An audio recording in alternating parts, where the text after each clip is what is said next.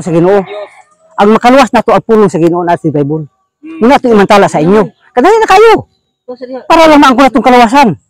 Kaya nagkakuha ang panahon. Pila ka minuto ra. Sayang kayo panahon. Basta pinili mo sa Diyos, God. Basta nagyapon mo ito. Okay, tigid ni kay na may espiritu sa ito ang tumandawat God. Pinaagi sa pagtuon ng Bible. Muna nga, bisag sihin na ito kadali. Pila ka pulong nila. 1 minute, 3 minutes. Sayang. Kami naghanya gid mi kay niyon ang Ginoo nakalawat og bayad panghatag mo sa bayad. Muni nga siya kadali ang pulong manawat na nato kay na ang Ginoo nag-uban. Nag-uban atong Dios karon. Balik baka dire. Oo, so basi isod masaktan na yapon mo. Oh, sige. Oh, lami unta nga ang kuratong kaluwasan.